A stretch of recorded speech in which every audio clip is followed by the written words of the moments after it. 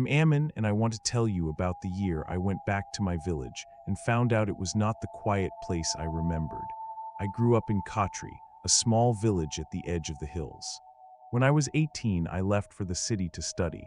I stayed away almost 7 years. I worked small jobs. I failed at a few things. I learned how to live on my own, how to cook badly, how to save money, how to miss home without saying it out loud to anyone. Then one day my father called me. His voice was tired in a way I had not heard before. He said my mother was not well. He did not say more than that, but I heard enough in his silence to pack a bag that same night. I told myself it would be for a few months, just until things got better at home. I did not think anything strange was waiting for me. Khatri was always quiet. Nothing ever happened there. That is what I believed the morning I got off the bus and walked the dirt road toward my house, my bag on one shoulder, the air smelling like wet soil and cow dung smoke, the same smell I had grown up with and had almost forgotten. I remember feeling calm that morning. I remember thinking, this is home, nothing changes here. I did not know yet how wrong I was. The first evening back, I sat outside with my father, drinking tea from small steel cups, the way we always used to. The sun was going down slow, turning the sky orange and then gray. I was talking about the city, about the bus ride, about nothing important when my father suddenly stood up. He started pulling the chairs inside without finishing his sentence. What's the hurry? I asked him, laughing a little. It's almost 9, he said. Get inside. I thought he was joking. He was not. He looked at me the way you look at a child who does not understand a simple rule, patient but firm. There's a curfew here now, he said. Nobody goes out after 9. Doors locked, lights low, nobody on the road. Since when? I asked. Since a few years now, he said, and did not explain more. Why, rules are rules, he said. Don't ask too much your first day back. I let it go that night, but something in the way he said it stayed with me. He was not annoyed. He was not being casual either. He was careful. Like a man choosing his words, the way you choose a path through a room with broken glass on the floor, watching every step. I want to be honest about how I felt in those early days, because it is easy now, knowing everything I know, to pretend I was suspicious from the start. I was not. I told myself village people are like this, superstitious, careful, set in their old ways. Maybe there had been a wild animal problem. Maybe a leopard had come down from the hills, the way it sometimes happened in these parts, especially near the quarry hills where the forest still grew thick. That was the first explanation I gave myself, and for almost 2 weeks I believed it, mostly because nobody gave me a reason to think otherwise. My mother was weak in those first days but stable. She spent most of her time resting, and I sat with her when I could, telling her small stories about the city to make her smile. The rest of the time I helped my father in the field. I fixed the broken hinge on the kitchen door. I fell back into the rhythm of village life, the way water falls into a channel it has used before. I noticed the curfew, the same as I noticed the smell of the fields or the sound of the temple bell in the morning. I locked the door before 9 like everyone else. I told myself it's just a few months, don't make trouble, don't ask too many questions, just help your parents and go back to the city when things are settled. But small things kept building up. That is how it always starts, I think, not with one big shock, with small things that don't fit, one after another, until you cannot pretend anymore that they fit. The first small thing was the silence about my old friend Nikhil. When I was growing up, Nikhil was like my brother. We did everything together. We went to the same school. We played cricket on the same dusty ground behind the temple, using a broken bat that we had repaired with tape so many times it had more tape than wood. We stole mangoes from old Sharma's orchard every summer, running so fast our lungs burned, laughing the whole way. When I left for the city, Nikhil was the one who walked me to the bus stop and told me not to forget him.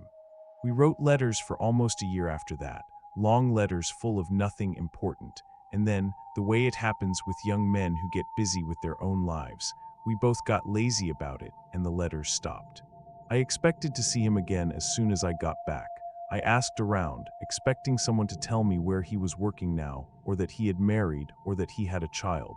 Instead, people gave me strange answers. My aunt said he had gone away. A neighbor said he had left the village a while back. Nobody looked at me directly when they said these things. Their eyes would slide off to the side, to the ground, to the sky, anywhere but my face. I found this odd because Nikhil was not the kind of person who would leave without telling anyone. Even if I was gone for years, even if we had stopped writing, he was not someone who disappeared quietly. He was loud. He liked people to know where he was and what he was doing. I decided to ask my father directly. It was one evening, over dinner, the two of us sitting on the floor with our plates, my mother resting in the next room. I said Nikhil's name and asked where he was these days. My father's hand paused over his plate, just for a second, but I saw it. Then he said very flatly, like he was reading something off a piece of paper, "Nikhil died. Accident. Leopard, they say. Out past the fields near the old canal, more than a year back now." I stopped eating. I could not eat after that. I asked him more questions. When exactly? How did it happen? Was there a funeral I should have known about? My father gave short answers, one after another, each one closing the door a little more. He said it happened at night, past curfew. He said Nikhil had gone out for some reason nobody fully explained. He said the body was found the next morning near the canal, torn up badly. He said the village doctor confirmed it was a leopard attack. He said the funeral was small and quick, as these things are when the body is in bad shape. Then he changed the subject. He asked about my plans for finding work again, and I understood, the way you understand these things without being told, that the conversation was over whether I wanted it to be or not. That night I could not sleep. I lay on my old bed, staring up at the ceiling fan that wasn't moving because the electricity was cut after 9, the way it always was now. I kept thinking about Nikhil. Something about the story did not sit right with me, though I could not say exactly what it was. Maybe it was just my father's tone, flat and rehearsed. Maybe it was the fact that nobody had told me sooner, in all those months of phone calls before I came back. Grief hits people differently, I told myself. Maybe they just didn't want to upset me over the phone, with my mother already sick, with enough bad news already sitting on my shoulders. I tried to convince myself of that, and mostly I succeeded for a while. The next event that pulled at me was smaller, almost nothing, but it stuck with me the way a splinter stays under skin even after the pain fades. About 3 weeks after I came back, I woke up around 11 at night because I heard engine noise, not one vehicle. What sounded like 2 or 3, moving slow, somewhere past our field, on the old dirt track that led toward the quarry hills. I got up quietly, careful not to wake anyone, and looked out through the gap in the window shutter. It was too dark to see clearly, but I could make out headlights moving in a line, slow and careful, no horns, no shouting, nothing like the trucks that came during the day for farm supplies. Just quiet movement in the dark, past curfew, when supposedly nobody was allowed to be on the road at all. I remember thinking, that's strange. Who's allowed to break the rule they made everyone else follow? I almost woke my father to ask him.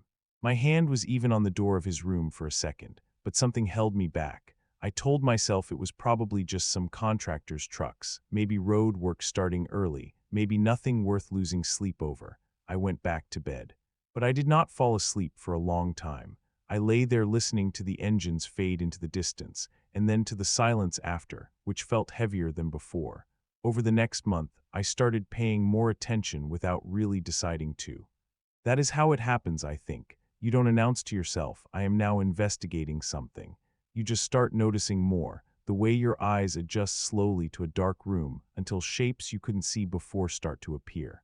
I noticed that the same 3 or 4 men seemed to be the ones enforcing the curfew.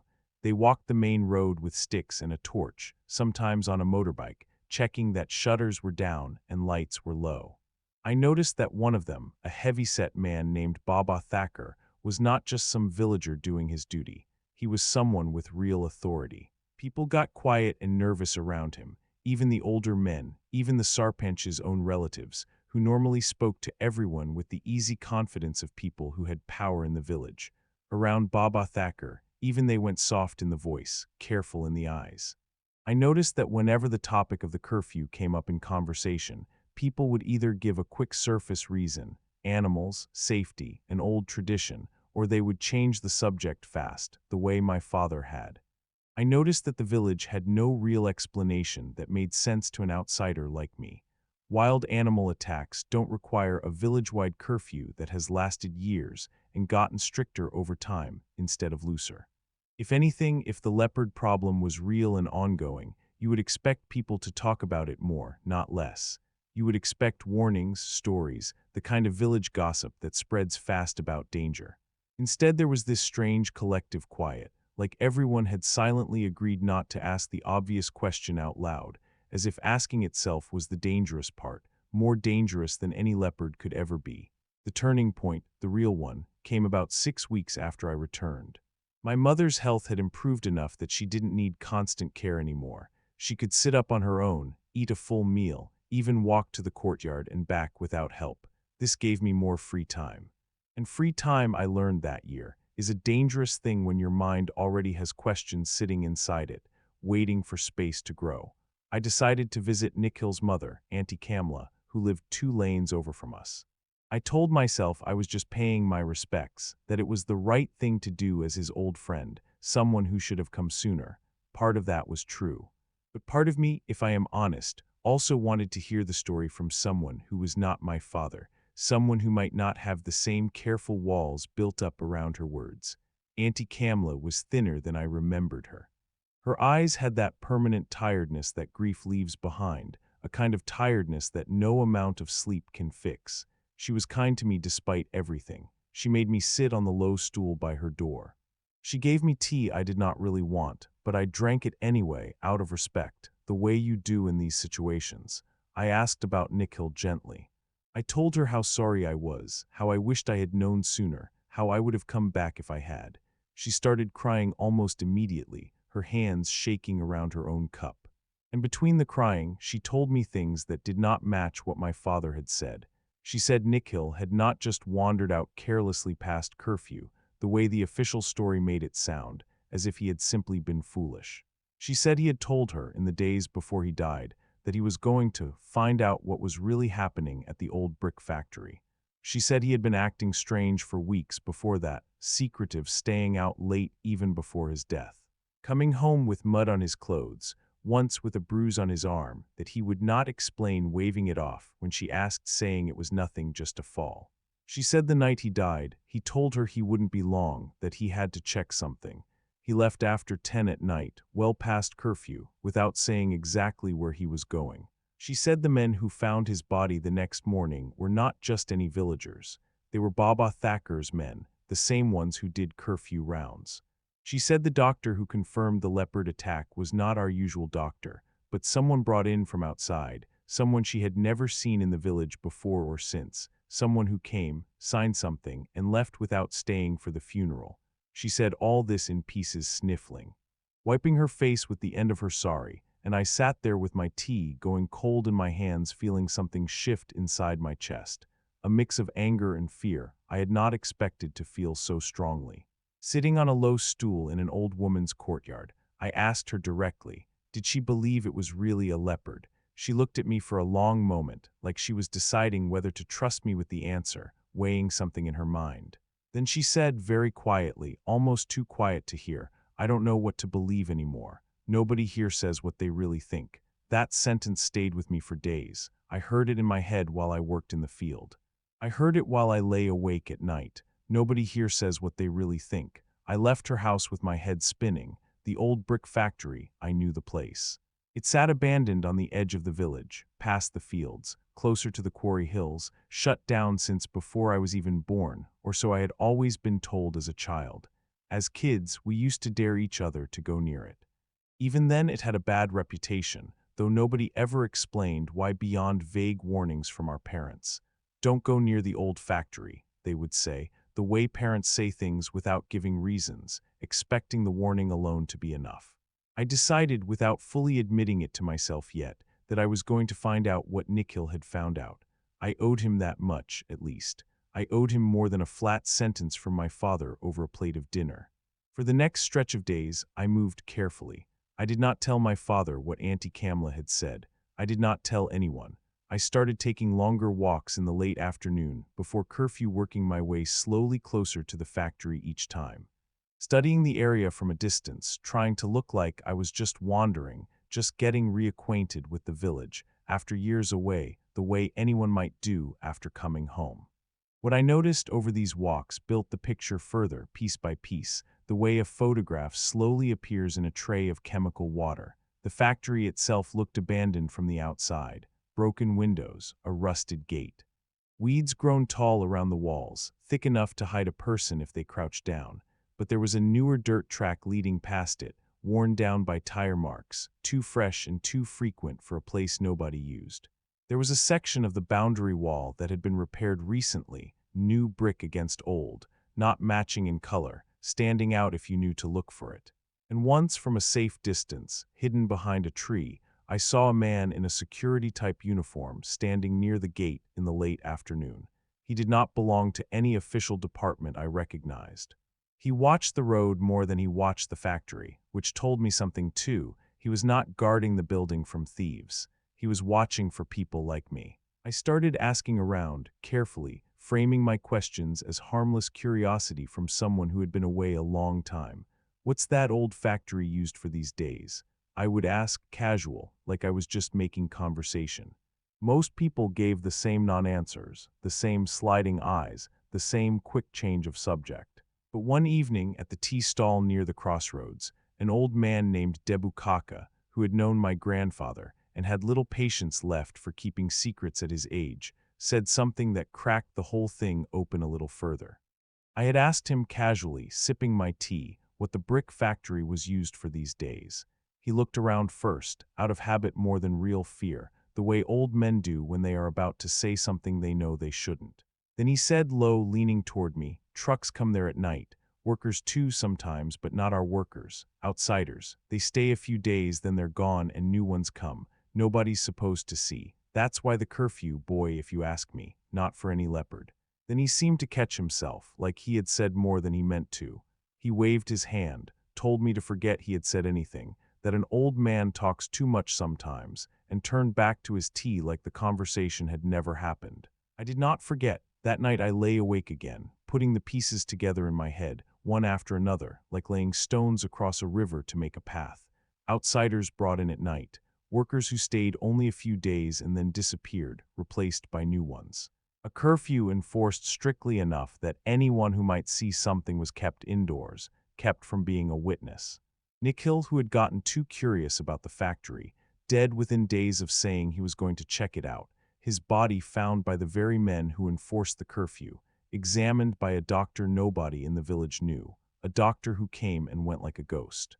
It did not take a genius to see the shape of what might be happening, even if I did not have proof yet. My mind went to the worst possibilities: illegal labor, people brought in and forced to work under conditions nobody was supposed to witness, maybe worse than that. I did not want to believe my own village, my own home, the place where I had learned to walk and talk and pray, could be part of something like that. But the shape of it kept fitting together no matter how many ways I tried to explain it away in my head. I decided I needed proof, not just suspicion, before I did anything as serious as go to the police outside the village or confront anyone directly. Part of this was caution. Part of it, I admit now, was fear. Fear that I was wrong and fear that I was right. And fear of what it would mean for my family if I stirred up something dangerous in a place where my parents still had to live long after I went back to the city. I decided the safest first step was to watch quietly from a distance and try to see with my own eyes what happened at that factory at night. I picked a night about 2 weeks later. I told my father I was tired and going to bed early. Instead, once the house was dark and quiet, I slipped out through the back, avoiding the front door where the noise of the latch might wake him. I had a small torch I kept switched off, and I moved along the field boundaries instead of the road, staying low, staying in the shadow of the crop lines, my heart going fast the entire way. I want to be honest that I was scared. Every sound made me freeze: a dog barking somewhere far off, the wind moving through the stalks, my own footsteps feeling too loud against the dry ground. But something in me needed to see this through, for Nikhil, and by now, for myself too. I could not unknow what Auntie Kamla and Debukaka had told me. There was no going back to the simple version of the village I had believed in when I first got off the bus.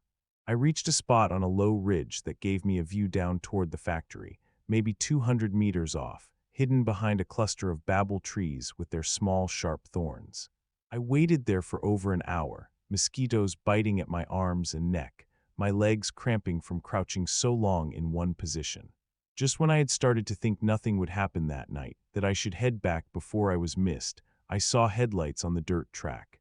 Two trucks, moving slow, no horns, exactly like the ones I had heard weeks before from my window. They pulled up near the factory gate. I saw figures get out. I could not see faces clearly in the dark, but I could see shapes, maybe 15 or 20 people, moving in a tired, shuffled way, guided by 2 or 3 men who stood differently, more alert, more in control. One of them was holding what looked like a stick or a rod. The group was walked through the gate and into the factory building. The whole thing took maybe 10 minutes, quiet and practiced, like it had been done many times before, like a routine that no longer needed shouting or instruction. Then the trucks left the way they came, and the gate was shut, and the night went quiet again except for my own heartbeat, which felt loud enough in my ears to give me away even from 200 meters. I did not move for a long time after that. I remember feeling sick, physically sick, my hands shaking as I finally made my way back home the same careful way I had come. I did not sleep at all that night. I kept seeing those shapes moving through the gate tired and quiet, and I kept thinking about Nikhil. About what he must have seen, about why someone would need to keep this hidden badly enough to enforce a curfew, and I now believed badly enough to kill a young man who got too close to the truth. The next weeks were the hardest part, because now I knew something, but I did not know what to do with the knowledge. I could not go to the local police station, because I had already learned enough about how deep this went to guess that the local police were either paid off or too scared to act. Auntie Kamla's mention of an outside doctor and Baba Thacker's control over the curfew enforcement told me this was not just a few private individuals acting alone. It felt bigger, connected, protected by something I could not yet see the edges of. I thought about going straight to the city, to a journalist or a police station outside the local jurisdiction, but I had no real evidence beyond what I had seen with my own eyes, at night, from 200 meters away. I needed something solid, photos, a recording, names, anything that would make people outside believe me instead of dismissing me as a paranoid young man imagining things out of grief for his friend. I decided to bring one more person into what I knew, because carrying it alone was becoming too heavy, and because I needed help to actually gather proof without getting caught. I chose Rajni, another childhood friend, someone I trusted completely. She still lived in the village and worked at the local co-op store, which gave her a reason to be out and about at odd hours without raising suspicion. Deliveries, stock counts, the kind of small errands that let a person move around without anyone questioning it.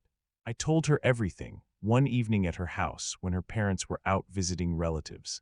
I spoke low even though there was no real reason to think we would be overheard, sitting in that small, quiet room.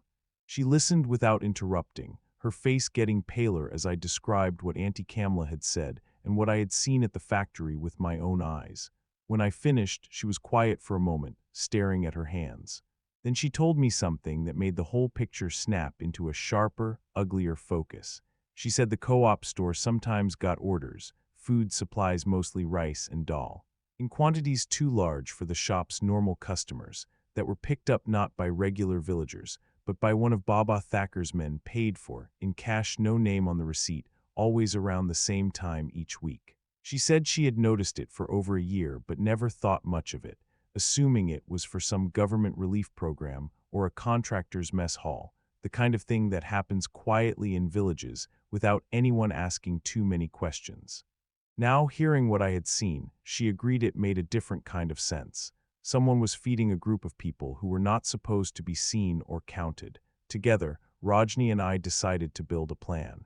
We would try to get photographic proof of the trucks and the people being moved, and if possible, find out who exactly was behind it beyond Baba Thacker, since we both doubted he was the top of it. Someone had to own the factory. Someone had to be paying for all this. Someone with money and reach beyond our small village, someone whose name we did not yet know. Rajni, through her position at the store, started paying closer attention to who came for the large supply orders, trying to catch a name, a vehicle number, anything useful. I went back to watching the factory, this time better prepared. Borrowing my cousin's old phone, that had a slightly better camera than mine, planning to get close enough on a clear night to actually record something usable, though every trip back there made my stomach twist with fear. A fear that never got smaller no matter how many times I went. It was around this time that things started to feel more dangerous, not just in theory but directly, close to home. One afternoon, my father came back from the fields looking unsettled in a way I hadn't seen before, his walk stiff, his face tight. He didn't say anything to me directly, but I overheard him talking to my mother in a low, worried voice, saying something about being asked by Baba Thacker's men whether his son was settling in fine, and whether I had any plans to stay in the village or go back to the city soon. On the surface, it sounded like harmless village small talk, the kind neighbors exchange all the time, but my father's tone told me it was not harmless at all. It was a message, a way of saying, "We're watching your son, make sure he doesn't get any ideas." I felt cold when I understood that. It meant someone had noticed my walks, my questions, or at the very least had connected me, Nikhil's old friend, recently returned, with a risk worth watching. I had a choice to make at that point, and I want to describe honestly how conflicted I felt, because it would be easy now to make myself sound braver than I was. Part of me wanted to stop immediately, pack my bag, go back to the city, put this whole ugly business behind me, and let the village keep its secret the way it clearly wanted to. I told myself it's not my problem anymore. I don't even live here full time. Why risk everything, my safety, my parents' safety, for people I don't even know, for a friend who was already gone and could not be brought back no matter what I did now? That thought sat with me for almost 2 full days, and I nearly acted on it. I actually started packing a bag one evening, folding my shirt slowly, telling myself I would leave in the morning, make an excuse about work in the city, and never look back at any of this. But then I thought about my father's face when he first mentioned Nikhil's death, the way his hand had paused over his plate for just a second.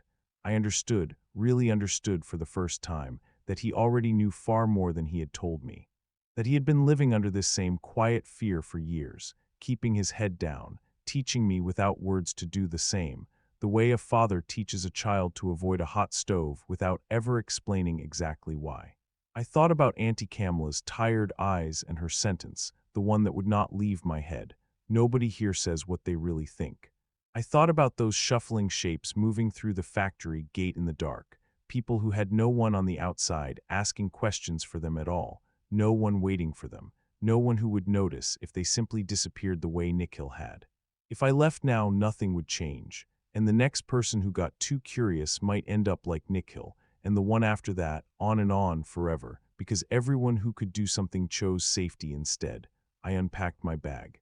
I decided to see it through, but more carefully this time, thinking not just about proof, but about how to get that proof out of the village and into the right hands without getting caught, or worse, without getting killed in the process. Rajni and I refined the plan over the following week. We agreed I would attempt the recording on a night we knew, from the supply order pattern at the co-op, that a shipment was expected, meaning trucks were likely to come. We picked a night about 10 days out, giving ourselves time to prepare, to scout the best hiding spot closer to the factory than my usual ridge, and to have a story ready in case either of us was questioned about being out. I spent those 10 days trying to act normal, helping my father in the field, sitting with my mother while she sewed, drinking tea at the same stall as always, letting Baba Thacker's men see a young man settling quietly back into village life, nothing more, nothing to worry about. It was hard, every interaction felt like a performance, and I was afraid my nerves would show on my face, in my hands, in the way I held my cup. The night finally came. I remember it clearly, a half moon, enough light to see the path, but also enough for me to be seen if I wasn't careful, which made me more anxious than a fully dark night would have. Rajni couldn't come with me directly. A woman being caught outside after curfew alone would draw far more dangerous attention and questions than a man might, we both agreed, and it made more sense for her to stay near the co-op store, watching the road for movement, ready to create a distraction or send a warning if she saw Baba Thacker's men heading toward my area. We had no phones that could reliably signal each other quietly at that distance, so this part of the plan was shakier than I liked. But it was the best we could manage with what we had. I moved closer to the factory than I ever had before, finding a gap in the boundary wall's shadow where a section of old brick had crumbled, close enough that I could hear voices when the trucks eventually arrived, though I still couldn't make out words clearly. I had the phone ready, camera app open, my hands sweating so badly I worried I would drop it into the dirt. When the trucks came, I recorded as much as I could: the headlights, the shapes of people being unloaded, the two men directing them, one of whom I now recognized, even in poor light, as Baba Thacker himself, moving with the same heavy, confident walk I had seen him use on the main road during curfew rounds. I got maybe 2 minutes of shaky footage before my nerves started to fail me, worried the small sound of the phone or my own breathing would give me away. Then something happened that nearly ended everything right there. One of the men doing the unloading turned his head sharply toward the wall where I was hiding, like he had heard something, maybe a shifted brick under my foot, maybe nothing at all, just bad luck. He said something to another man, and the two of them started walking toward my position with a torch. My heart felt like it stopped. I had maybe 5 seconds to decide, and I chose to move, low and fast, away from the wall and back toward the fields, praying the sound of my own movement would not carry over the noise of the trucks still idling near the gate. I heard shouting behind me, not words I could make out, just urgent voices, and the beam of the torch sweeping the field edge. I dropped flat into the crop rows, phone clutched against my chest, and stayed absolutely still, my whole body shaking, for what felt like forever but was probably only a few minutes. The torchlight passed near me twice, close enough that I could hear the men's footsteps in the dirt only a short distance away, but they didn't find me. Eventually, I heard them turn back, muttering something about it probably being a dog or a jackal, and the sound of the trucks finally leaving. I did not move for a long time after that, waiting to be sure it was really over. When I finally made my way back home, taking the longest, most careful route I could manage, I was shaking so badly I could barely unlatch the back door. I did not sleep that night either, but I had the footage. Shaky, dark, imperfect, but real trucks, people being moved, and Baba Thacker clearly identifiable in at least one frame where the headlights caught his face. The next day, exhausted and jumpy, I met Rajni at a quiet spot near the canal, away from the village center. I showed her what I had recorded. She agreed it was enough to take somewhere. Not enough to prove exactly what was happening to the people in the footage, but enough to force outside authorities to actually look into it, especially combined with what we already knew about Nikhil's death and the co-op supply pattern. We agreed I should be the one to take it out of the village, since I had a legitimate reason to travel. I could tell my father I was going into town to look for work, which was even partly true, and nobody would think twice about a young man doing that. But leaving turned out to be harder than we expected.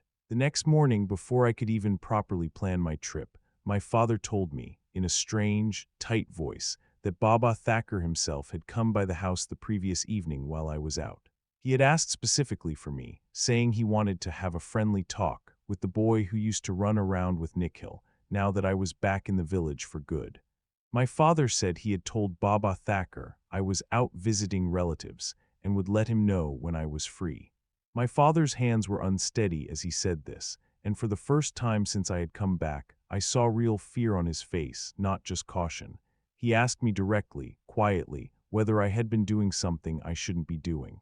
I did not tell him everything, not wanting to put more danger on him than he already carried. But I told him enough that I believed Nikhil hadn't died the way we had been told, that something bad was happening at the old factory, that I had proof now, and needed to get it to the police in the city before something worse happened. My father's reaction surprised me. I expected him to tell me to stop, to be angry, to insist I was imagining things or putting the family at risk for nothing. Instead, after a long, heavy silence, he told me something I hadn't known before. He said years ago, before I was even born, there had been an incident with the same factory, back when it was supposedly still a legal operation. A worker had died in an accident that nobody looked into properly.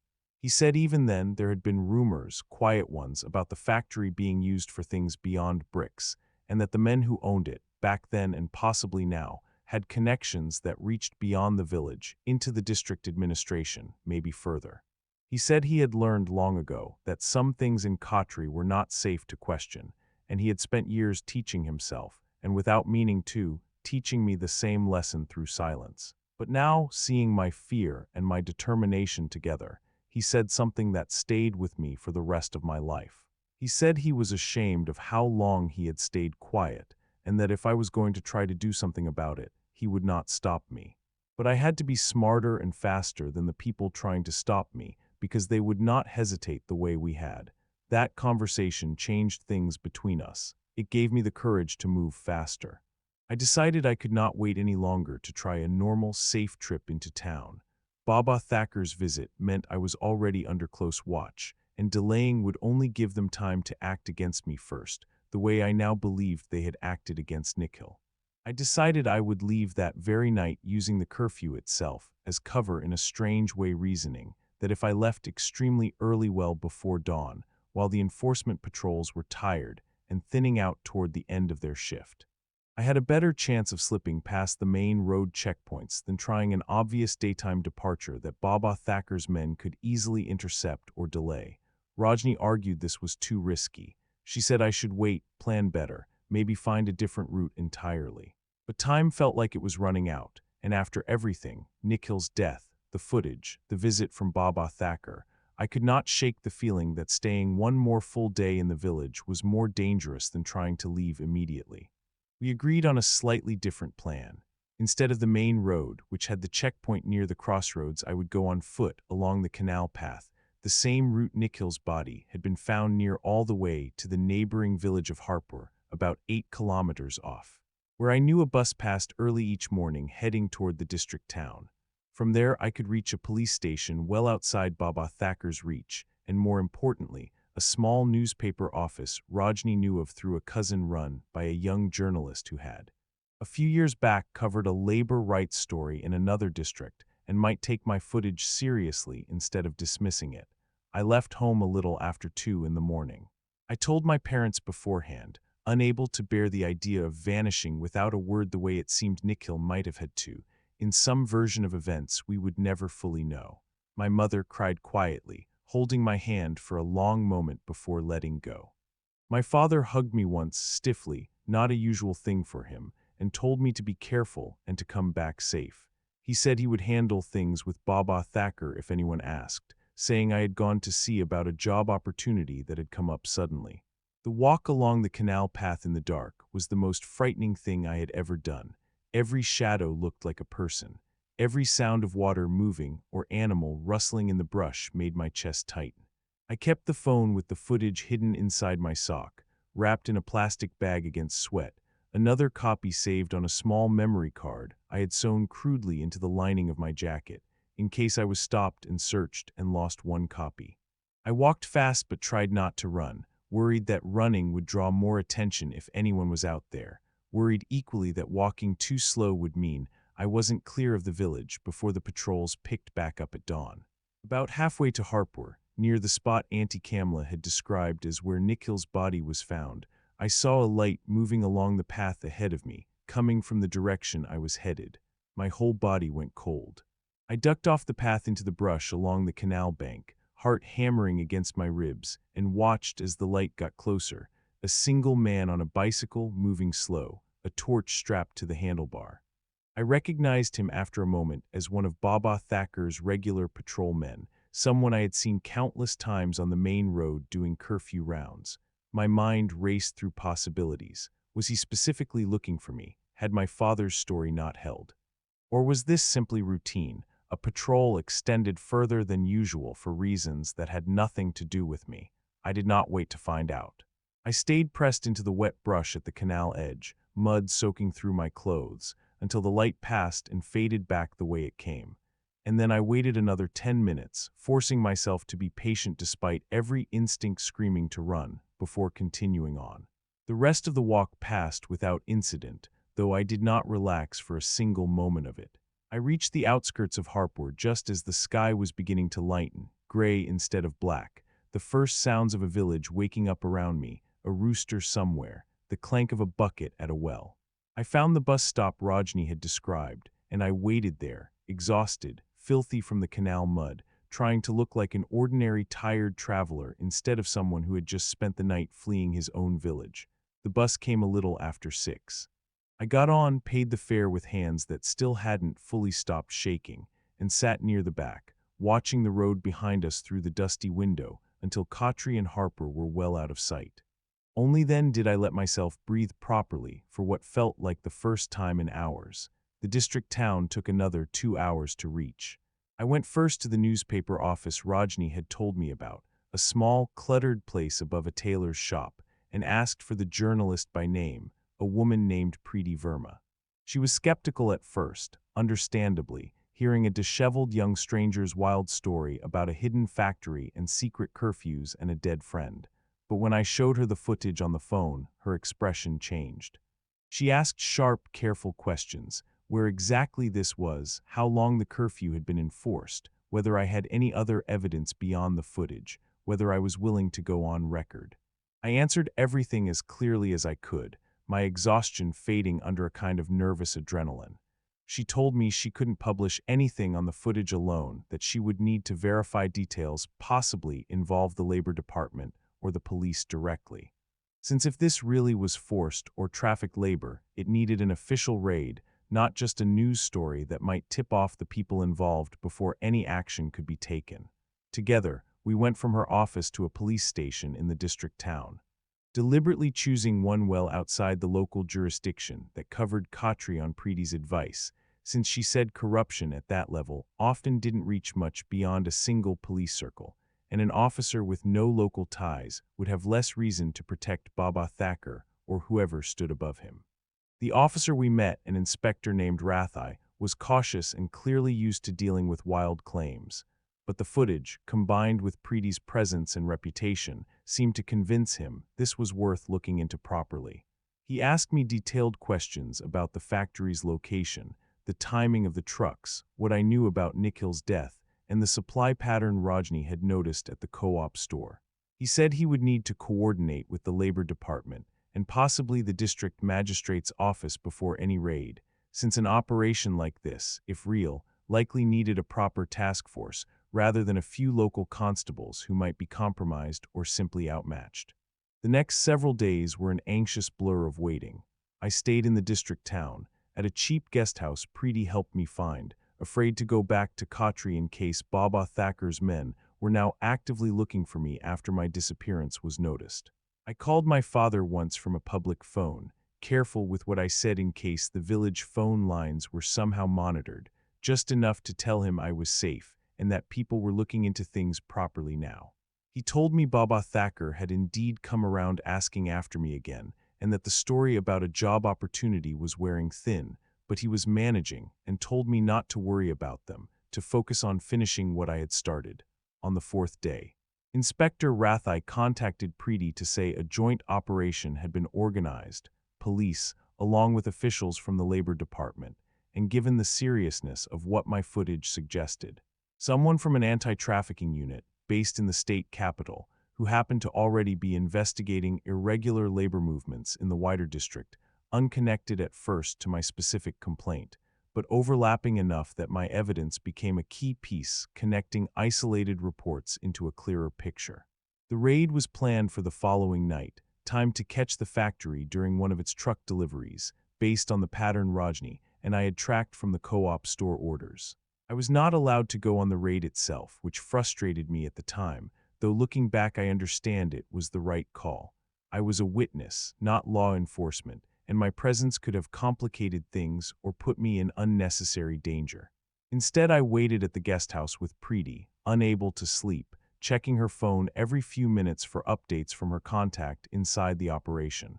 Word came just before dawn. The raid had succeeded. The factory was found to be operating exactly as I had feared, a holding site for laborers brought in from other states, under false promises of legitimate work held under threat and controlled movement. Cycled through in small groups every few days to nearby quarry and construction sites across the district, where they were forced to work without pay under constant watch, unable to leave or contact their families. Baba Thacker was arrested at the scene, along with several of his men. The factory's actual ownership traced back, as my father had suspected, to a businessman with contracts across several districts, someone with real political connections, who was not present that night, but was named in the reports, and according to what I later heard, eventually faced charges too. Though I never learned the full outcome of that part, since these things move slowly, and quietly once they leave the hands of local news. The workers found in the factory that night, 19 of them. According to the report inspector, Rathai later shared with Preeti, were moved to a proper shelter and eventually helped to return to their home states, though I heard some of them had been trapped in this cycle for well over a year, moved between different sites. Never able to leave, Nikhil's case was reopened. It took months, longer than I expected or wanted, but eventually, with pressure from Preeti's published story and the broader investigation, an inquiry was formally reopened. Though a formal murder charge proved hard to fully establish given how much time had passed, and how the original scene had been handled, the outside doctor, who had signed off on the leopard attack story, was found to have no valid medical registration at all, a fake. Brought in specifically to close cases like Nikhil's quickly and quietly. That alone was enough to officially discredit the original findings and confirm, at least unofficially, what Auntie Kamla and I had both come to believe. Nikhil had not died by accident. He had been killed for getting too close to the truth I eventually exposed. I went back to Khatri about 2 weeks after the raid, once Preeti and Inspector Rathai both confirmed it was safe. The village felt different when I returned. Quieter in a new way, not the careful, controlled quiet of the curfew years, but something more like shock, like a place still absorbing what had been hiding in plain sight all along. Some villagers thanked me, coming up to shake my hand or offer me tea, saying I had done something brave. Others, I could tell, resented me. Whether out of fear of further investigation into who else might have known and stayed silent, or simply discomfort at having the village's secret dragged into the open for the whole district to see, I could not always tell. Maybe it was both, mixed together, the way most feelings are. My father, though, looked lighter than I had seen him in weeks. Some weight lifted off his shoulders that I had not fully noticed was there until it was gone. My mother, recovering well by then, told me she was proud of me, which meant more to me than almost anything else that had happened in that whole year. The curfew was formally lifted about a month later. Once the investigation confirmed, there was no remaining operation at the factory and no further threat requiring it. Watching the village slowly return to normal evening life, people sitting outside after dark again, children playing a little later than before, lights staying on past 9, felt strange after everything. I would sit on our doorstep and watch the street fill up again with the ordinary sounds of evening voices and laughter and someone's radio playing somewhere, and I would think about how for years none of that had been allowed. And nobody outside the village would ever have guessed why. I visited Auntie Kamla before I eventually went back to the city and told her everything, start to finish, leaving nothing out this time. She cried again, but differently this time, not the same tired, hopeless crying from before, but something with relief mixed into it. She told me Nikhil would have been proud of me too. I visited Nikhil's grave before I left. I sat there for a long while, the sun warm on my back, and told him quietly that it was over, that people knew the truth now, even if it had cost him everything to start it. I told him I was sorry it took me so long to notice, so long to ask the questions he had already been brave enough to ask on his own. I did go back to the city eventually, a few months later, once things in the village had settled and my mother's health was stable. But I was not the same person who had gotten off that bus at the start of the story. I understood something now about how easily fear can be organized into silence, how a whole community can learn, slowly and without ever fully deciding to, not to ask the obvious question, simply because asking felt too dangerous. I understood, too, that sometimes it takes one person refusing to accept the easy answer to unravel something that everyone else had learned to live around. I still think about Nikhil often, about how close I came to packing that bag and leaving it all behind, about how different things would have stayed if I had. That thought stays with me more than anything else from that whole year. How much depends, sometimes, on one person deciding not to look away.